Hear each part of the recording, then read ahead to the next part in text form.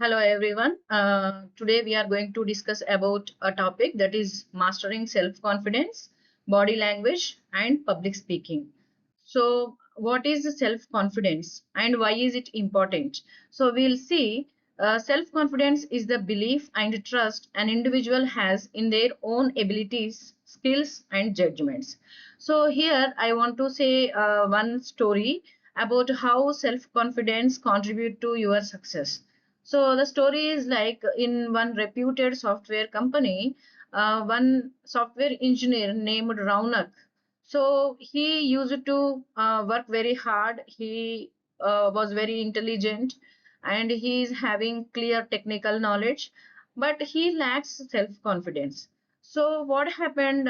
So he used to stay back in all the problems. Whenever there is a problem in his team, he used to think that he is not able to solve that, and he used to think that he is not having enough skill to resolve that particular issue. So he used to stay back, and he won't be having that much confidence to face the problems. So one fine day, what happened? A problem arose, and no one knows the solution except for this Raunak. So he was not having any other chance to escape. So he came forward and he resolved. So everyone was shocked because all these days Raunak used to be very quiet and silent, and he used to feel like he doesn't know anything. So people used to think that he did not deserve this kind of employability because he was not having enough knowledge. But after resolving that particular problem, everyone came to one conclusion that he is having enough knowledge and technical skills. At that particular point of situation, Raunak also felt that so he can solve the problems, and he came out of his lack of confidence to self confidence. So self confidence contributes for your success, because if you take the Raunak as an example, earlier he used to get low increments, and he used to afraid of challenges. But when he solved the problem, he finally realized that he is having some sort of ability and skill, right? So it contributes to your exploration and to your success. So it also helps people face challenges positively and perform tasks with courage and determination. So if you are having self confidence within you, then eventually you will face challenges positively. You won't feel afraid looking at the problems, and you will also perform tasks with courage and determination, and you won't see any problem as a problem because of this self confidence. So confident person always believes in their potential and is willing to take responsibility for their actions. So even though if he or she commits some sort of mistake, but still they will take responsibility for their actions, and they are ready to face challenges. So self confidence plays an important role in personal growth, communication, academic success and career development, right? And if you can see, what is the meaning of self confidence? So self confidence refers to a person's faith in their capability. So whether a person is capable or not, it is decided by that particular person's self confidence. Okay. So if you are ready to achieve goals, and if you are ready to put some effort, and if you are okay with the challenges, then you can feel that you are having enough self confidence within you, and it will be able to help you to handle situations effectively, and it creates positive attitude. If you are having self confidence, then your attitude also will turn from negative to positive. And also, self confidence motivates individuals to overcome fear, anxiety, and self doubt. So, people with self confidence are more likely to participate actively, and they communicate effectively, clearly, and they can take decisions independently. So, if you can see, this is the meaning of self confidence. And what is the importance of self confidence? So, self confidence is essential for overall personality development, because this is also part of your life skill. So you should be aware of this self confidence and its importance. So if you are having enough self confidence, it contributes to your overall personality development and success. And this self confidence helps individuals to develop a positive self image and improve communication, face challenges courageously, and reduce fear and stress, and build better relationships. So if you are having self confidence, that means if you are confident enough, then definitely you will reflect yourself with positive nature, and you will feel very much comfortable to communicate effectively. As well as if you are confident enough, you are also ready to face challenges. And when you are confident to deal with anything, eventually it will reduce your fear and stress, and it builds your relationships, right? So confident people generally show higher motivation and greater satisfaction in their personal as well as in their professional life. And if you can see types of self confidence, there are people with low confidence and optimal self confidence and overconfidence. So what is this low self confidence? Low self confidence means they depend heavily on others opinions, because they are not ready to come out, and they are not ready to take decisions independently, and they are afraid of risks, they are afraid of failures, and they always hesitate to express their ideas. They are not confident enough. So when they are not confident enough, what will happen? They always depend heavily on others opinions, and when you start believing others opinions, eventually you will making yourself far from your success, right? So this is about low self confidence. And next one, optimal self confidence. Optimal self confidence means this is balanced form of confidence. Balanced form of confidence, here people trust their abilities, and they also remain realistic and responsible. That means balanced way of understanding yourself is what is called as optimal self confidence. And next one is overconfidence. Overconfidence in the sense, overconfidence occurs when a person overestimates their abilities. We'll see a number of individuals who are having very less technical skills. Maybe they communicate with wrong grammatical structures, and they are afraid of situations, but to overcome that fearing complex, they just wants to act like they are not caring, or they are not afraid of anything, and they always overestimate their ability and overestimate their skills, and they always ignore the limitations. So what will happen if you are overestimating yourself, and if you are overestimating your decision making without having any limitations? It will lead to poor decision making, and it will lead to arrogance. So these are the types of self confidence. And next, how to improve self confidence. So there are few ways so that you can enhance or improve your self confidence. If you see, what is that? First one is positive thinking. Positive thinking means replacing your negative thoughts with positive thoughts helps build self-confidence. Like, for example, whenever an assignment is given which you are not familiar with, we see a lot of students say that it is impossible. Okay, so that is what you are trying to say yourself, that it is impossible. That is negative thought. You have to replace your negative thought with positive thought. Why can't I finish this assignment? I will try and I definitely complete. So that is what replacing your negative thoughts with your positive thoughts. This is one way to improve your self confidence. And next one is goal setting. We have already discussed about this goal setting in our previous video. So goal setting means setting achievable goals and working consistently toward them improve self confidence, right? So you have to learn how to set goals, and you should learn how to achieve those goals without any deviations. So this is also one way to enhance your self confidence. And next one is self care. Self care means taking care of physical and mental health and it contributes to confidence. So if your mental health is not good and if your physical health is also not good, then eventually you will lack confidence. For example, if you can see, you are not physically fit and every day you are facing body pains, and you are feeling like you are having some sort of problem within you, so eventually what will happen, you will lose confidence in you, right? So here you have to learn how to take care of yourself also. And next one, practice and preparation.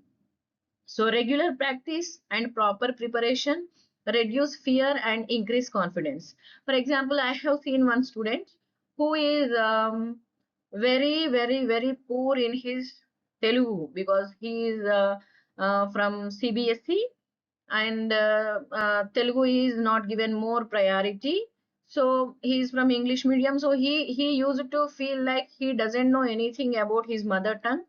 So once what happened, his classmates started bullying him. So then he sat for hours and then he started practicing. And after some time, he became the topper of the class, right? So here what happened, with a regular practice and proper preparation, he is okay to overcome that fear and he increased his confidence, right? So practice and preparation is also one way to improve your self confidence. And next one is like accepting mistakes. Accepting mistakes means learning from mistakes instead of fearing them helps individuals grow. So most of us, we see that lots of students always avoid mistakes, right? So they always say that I did not commit this mistake, so it was an accident, like that. So you're not supposed to do that. You have to learn accepting your mistakes, and you have to see what will happen if mistakes are common, because we are human beings and mistakes are common, and you have to learn how to accept your mistakes so that you can learn from them. And next one, supportive environment. So encouragement from friends, family and teachers also strengthens your self confidence. So it's better if you keep your environment supportive. So you have to make use of your family, friends, teachers. You have to sit with them, spend some time, and create a supporting environment so that you can enhance your self confidence. And next one, if you see, self confidence versus low self confidence. So the people who are having self confidence, they always believes in personal abilities. They just doesn't want to depend on others because they believes in their personal abilities. And with low self confidence, they always doubt their personal abilities. So even though they are talented and even though they are having skills, but always they doubt their personal abilities. And if you see, the people with self confidence accepts mistakes, and from mistakes they will happy to learn. And these people with low self confidence always hides mistakes due to fear. And self confident people always are ready to take initiatives to start something new, and low self confident people always avoid risks. And next, self confident people communicates confidently, and low self confidence people always hesitates to express their ideas. And self confidence people maintains positive thinking, and low self confidence people always and frequently experiences self doubt. So this is the difference between the people who are having self confidence versus low self confidence. So if you see, regarding the self confidence is an important life skill, because it it supports us. It's in our success and in our happiness and in our personal development, and it enables individuals to face difficulties with courage and maintain a positive outlook. So confidence can be developed through practice, self awareness, positive thinking, and continuous effort. So, building self confidence helps people achieve their goals and lead a more productive and satisfying life. So, you should be aware of this fact that self confidence is an important life skill which contributes to your career success as well as which helps you to maintain good relationships. And now we will see body language. Okay, so the next topic which is correlated with self confidence is body language. So if you see what is body language, so body language is a form of non-verbal communication through which people expresses their feelings, their attitudes and emotions without using words. So facial expressions, gestures, posture, eye contact, and movements help individuals communicate effectively. So if you see this body language, first you have to understand communication, right? So what is communication? Communication is expressing yourself. And how you will express yourself? You will express yourself with the help of either words or with the non-verbal communication. So if you are communicating with the help of spoken words, that is called as verbal communication. And sometimes you have to communicate without the help of words, and that is called as non-verbal communication. So in this non-verbal communication, if you see what is non-verbal communication, non-verbal communication is communicating with the opposite people with the help of these gestures. That means facial expressions and your eye contact, your hand movements, and everything, right? Everything related to non-verbal cues which are not involved the spoken words, right? So here exactly what this body language is helpful in the non-verbal communication, right? So this body language plays an important role in your personal, social, and professional communications. So if you can see this body language, I will say one example. So there are two students, okay? So those two students are attending one campus placement drive, okay? And the one student is very much intelligent and she is having enough technical skills to crack that placement drive. And another one is not having that much enough skills and technical skills, but these two students attended the placement drive. So here, the student one who is having enough knowledge and technical skills, she attended this particular interview. Okay. And at that point of time, she did not maintain this body language. Like she was leaning forward and her eye contact is showing nervousness in her face. And she is tapping the legs on the floor. So based on this body language, so the interviewer rejected this candidate even though she is having high technical skills. But the second student who is not having high technical skills, she is confident enough with her body language and she sat so straight and she maintained proper eye contact and she was confident enough with open shoulders and everything, and she cracked the placement drive. Here what happened, even though you are having enough technical knowledge as well as even though you are having enough knowledge, but still the student one failed in her campus placement because of lack of proper body language. So in this manner body language contributes to your success. So if you see what is the meaning of body language, so body language refers to the physical behavior used to communicate messages and emotions. So it includes body movements, facial expressions, hand gestures, postures, and eye movements.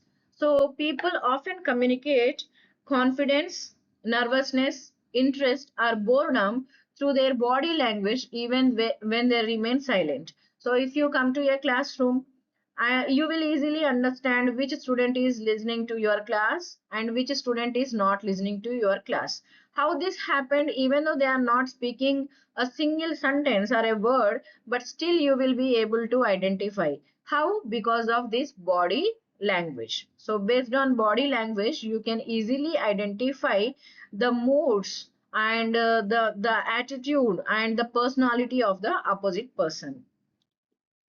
So what is the importance of body language? The body language or body language is important because it strengthens verbal communication, So whenever you are speaking with someone, you cannot appear like a robot, right? You will use your eye contact, you will use your hand movements, and you will sometimes shrug your shoulders, and sometimes you laugh, sometimes you smile, right? So what this body language is doing, it is strengthening your verbal communication, and also it helps people understand emotions more clearly. So individuals generally remember visual expressions more effectively than spoken words, and positive body language creates confidence, trust, and better interaction, while negative body language may create misunderstandings or discomfort. So in this manner, body language is very much important to show or to lay an impact on opposite person's mindset. And what are the components of body language? First one is facial expressions. So the facial expressions, if you see, the face reflects emotions such as happiness, anger, sadness, fear, and excitement, right? So these facial expressions communicate feelings more clearly than words in many situations. For example, if you say, smiling shows friendliness and confidence, and frowning may indicate anger or confusion. So based on this, you will understand the opposite person's um, mood, right? And next one is eye contact. So eye contact shows attention, confidence, and interest during communication. So for example, the opposite person is communicating with you and you are seeing here and there, then the person will understand that you are not interested in his speaking, and they will feel hurt and they will try to leave the place, right? So proper eye contact improves interactions and it builds trust. So, for example, if you see, maintaining eye contact indicates attentiveness, and avoiding eye contact may show nervousness or disinterest. Right? Based on that, people will understand whether you are having interest towards listening to them or not. And next one is gestures.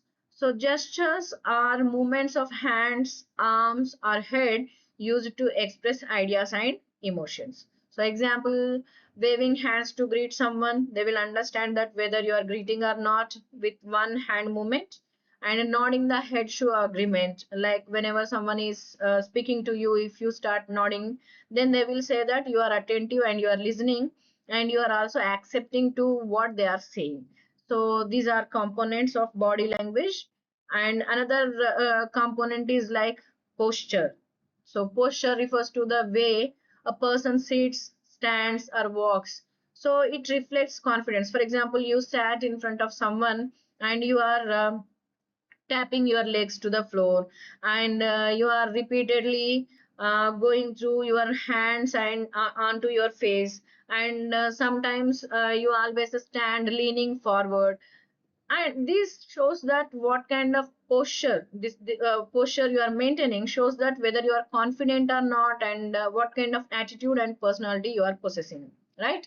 For example, if you see, standing straight shows confidence, and slouching may indicate lack of confidence or tiredness. And another one is proxemics. So what is this proxemics? It is used to refer the use of personal space during communication. Personal space in the sense, for example, you are talking to a stranger. So you maintain distance, right? The distance will be more. So based on the distance, people will understand that these two people are distant. They are not that much close. Okay. And you are talking to a friend, you will be little close. And you are talking to your family member, you will be more close. And you are talking to your kids or mother or father, you will sometimes hug them. So based on that, people will understand, that means you are indirectly communicating that your relation with that particular person whom you are staying with, right? So if you can see, close distance is common among family members and friends, and formal conversations usually require more personal space. So this is what is called as proxemics. This is also body language, which you should understand whenever you are working in teams or in corporate offices. And next one is like haptics. Haptics refers to communicate through touch. Touch in the sense, for example, handshake. This is formal way of greeting, and patting on the shoulder So patting off on the shoulder shows that you are little bit close, and friendly hugs. Touch can express care, support, and encouragement. So based on this also, you can understand the body language and when you have to apply these techniques. And next, positive body language. So positive body language helps create good impression and effective communication. And if you see characteristics of positive body language, smiling naturally and maintaining eye contact, open postures, relaxed shoulders, confident gestures, and active listening. And what are the benefits of this positive body language? It improves confidence, strengthens relationships, and it enhances communication skills, and it creates a positive image. So this is the impact of positive body language. And next, if you see negative body language. So negative body language may create misunderstanding and reduce communication effectiveness. So example like crossed arms in professional setting, if you are keeping positive or crossed arms and avoiding eye contact, if someone is talking to you and you are seeing here and there. So excessive fidgeting and nail biting, slouching posture, tapping fingers impatiently. So these behaviors may indicate nervousness, boredom, insecurity, and lack of interest. Okay, so this negative body language always reduce communication effectiveness, and it shows negative impact of your behavior in the mind of the opposite person. And tips to improve body language. So you should learn to maintain proper eye contact. Look at the speaker confidently without staring continuously. Look at he or she, but don't stare at them continuously. Smile naturally, don't act. Okay, a genuine smile always creates comfort and friendliness. And sit and stand properly. Maintain an upright but relaxed postures, and use hand gestures carefully. So natural gestures improve communication and expression. So avoid nervous movements, reduce habits such as nail biting or excessive tapping. Practice confidence. So positive thinking and preparation improve body language naturally. So if you follow these tips, there is a chance you can enhance your body language. So role of body language in communication, it supports verbal communication as we discussed earlier, and it always reveals emotions more honestly than the spoken words. And it is especially important in interviews, presentations, classrooms, workplaces, and in public speaking environments. Okay, and if you see, body language is also an essential part of communication that influences how people understand and respond to one another. And positive body language improves confidence, relationships, and communication effectiveness. So, this is the importance of body language.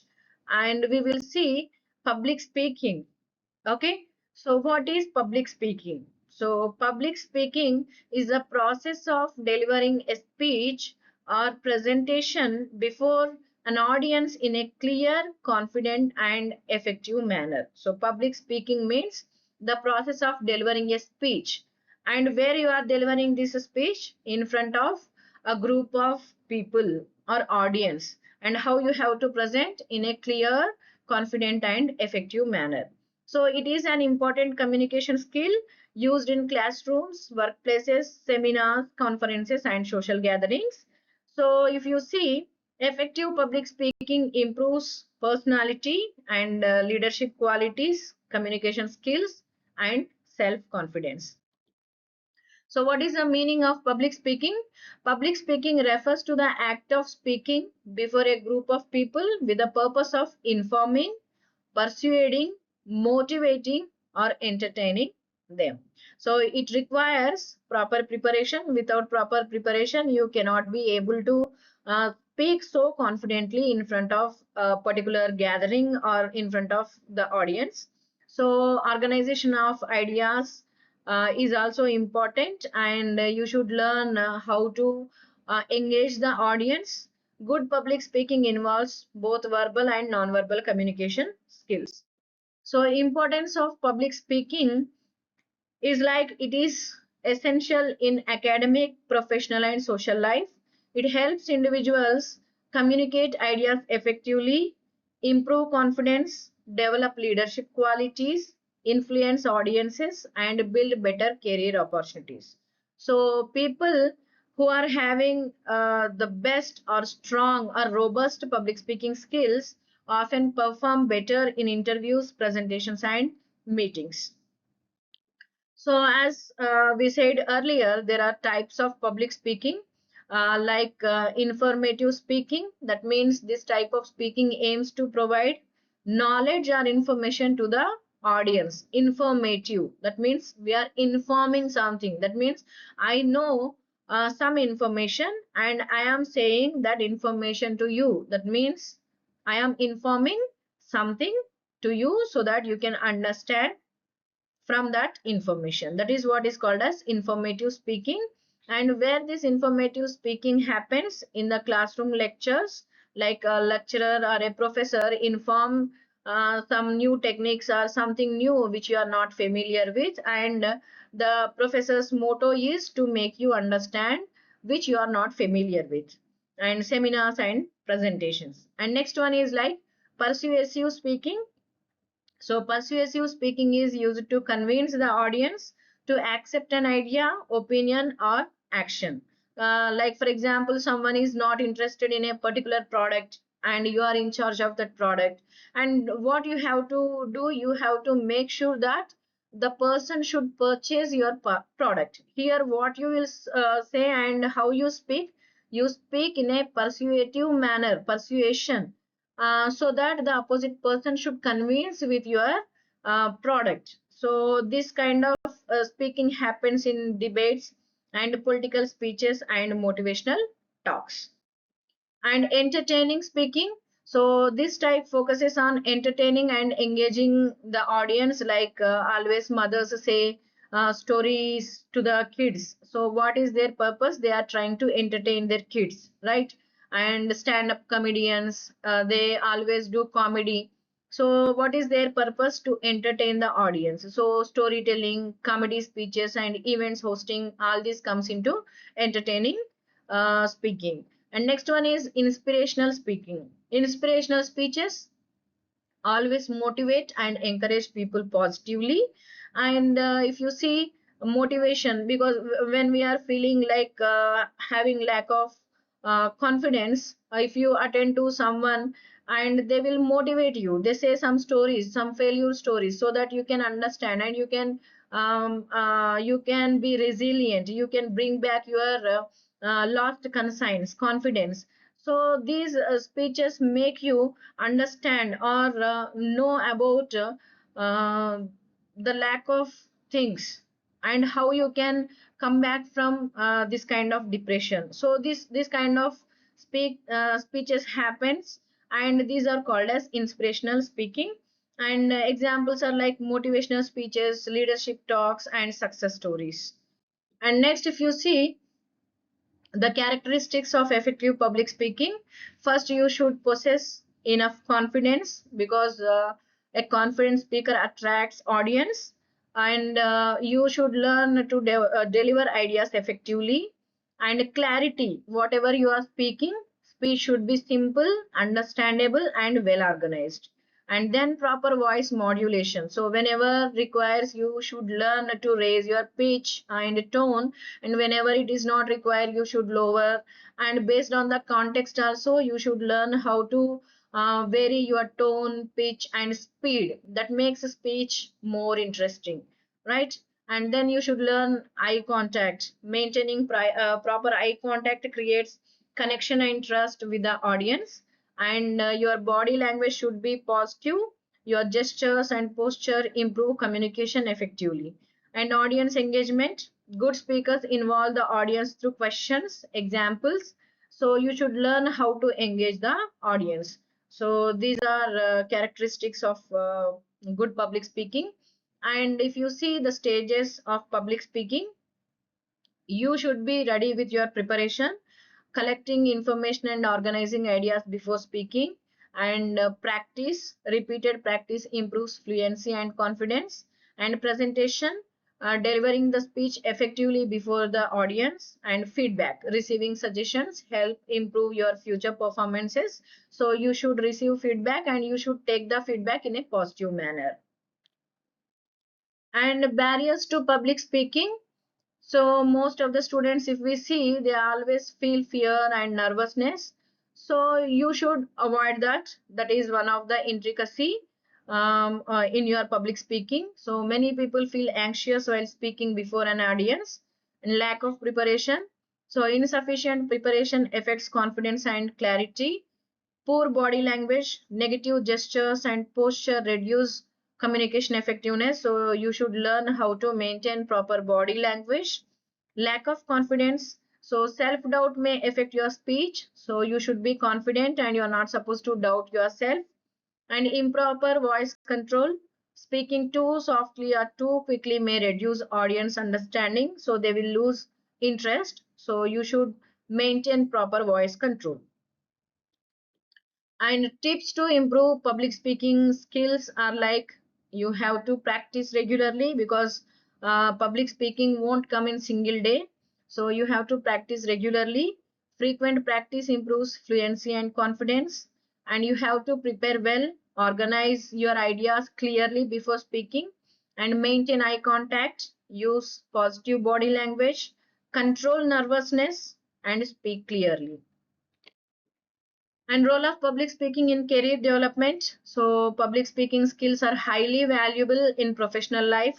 So teachers, managers, leaders, lawyers, trainers, and business professionals regularly use public speaking for presentations, meetings, and communication.